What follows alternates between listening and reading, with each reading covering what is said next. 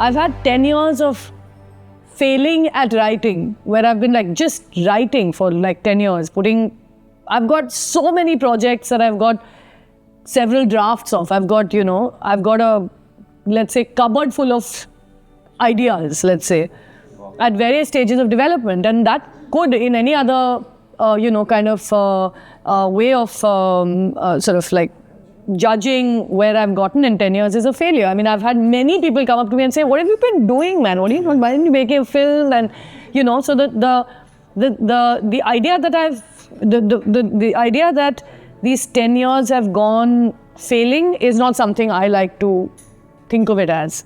I kind of think that, and I have failed. Like, I've written screenplays that I've got to a certain point, narrated them, not liked them myself, not found that they were good, gone back to so those are all failures, technically. And that film is still something I'd like to make, and I still don't think I've got to the right screenplay version of it.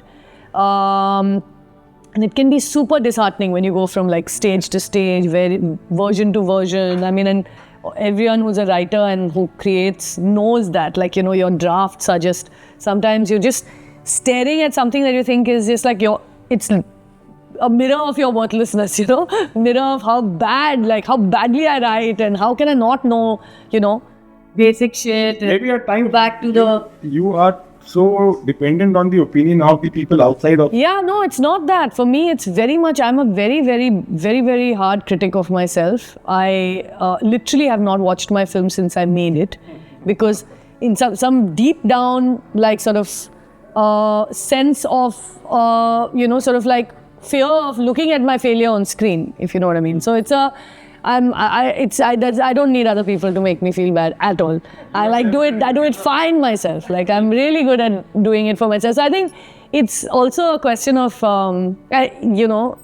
letting it drive you and not letting it hold you back. So I think, despite the fact that I failed and I had very many low points in this sort of 10 years of writing, I think what it helped me do was realize, and this is something I'm quite like grateful for as an instinct in myself, is to be able to say, it's not good enough for me.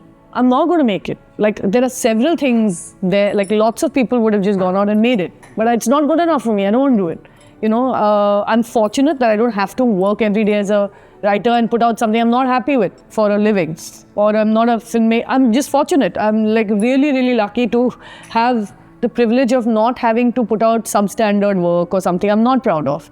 And lots of people have to do it for a living. And I doff my hat to them, because honestly, I think that kind of rigor and that kind of dailiness of putting out shit just gets you better at it. It's like opening a dusty tap, and the first lot of shit that comes out is going to be, brown and mucky and not something you want to drink. But it's just gets cleaner after that, because you're just good at it and the tap knows how to flow. And आपने शायद शुरू जब करा होगा तब ये कहाँ पता था कि मैं लिख रही हूँगी और ऐसा लिख रही हूँगी जो मेरे मन का है.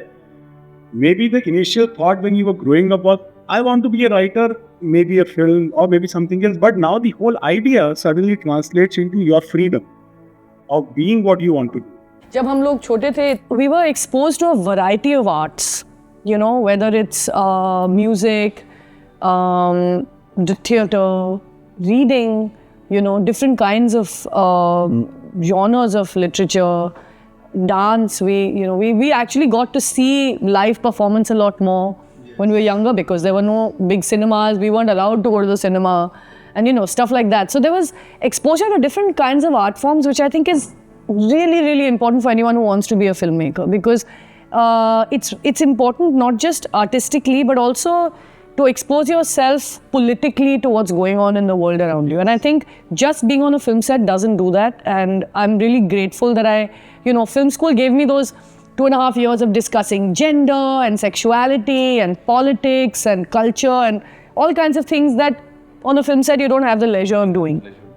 So I think जिन को फिल्में बनानी है, मुझे लगता है कि ज़रूरी है कि आप ज़्यादा पढ़ें, ज़्यादा सुने, ज़्यादा बातचीत करें, kind of immerse yourself a little bit more in non-film things and develop an eye, develop your eye, develop your mind's eye. You know, it's not just about knowing how to handle a camera or just having a story. But what is that like? What's your perspective? You know, why do you have that perspective? And मैं कलकत्ता में बड़ी हुई, which is a really communist, like fantastic place to grow up because they don't have a concept of money, and it's actually in some ways a little bit problematic because I came out not wanting money and being like, oh, you know, paise and all that, and you know, it was actually not a bad thing because to date, like I can live pretty frugally. I don't have very much interest in the box office side of life, but there, I mean, because of just the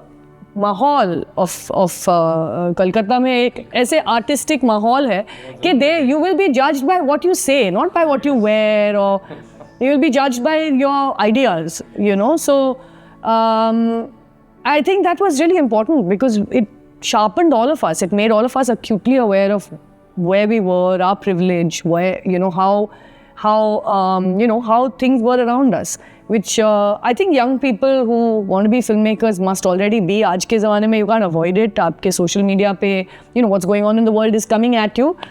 But it's very, very possible to live in a bubble and not be aware of it and, you know, think this is everything. And, you know, I think that is far more important than film school for people who want to make film.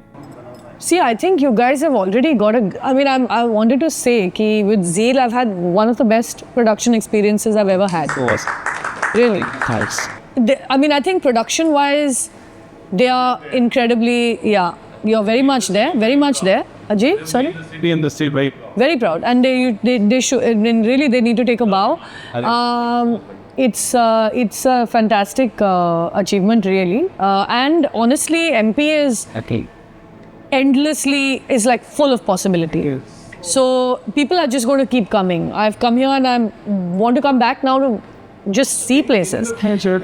So I feel like to create an ecosystem, the only way to create it is, I mean, I think there are two aspects of it. One is getting people actually trained in the technical aspects of film, which to my mind will be easily done if you already have, you know, some sort of a database of young people who want to be in film. And I do not mean just educated people who've gone to colleges.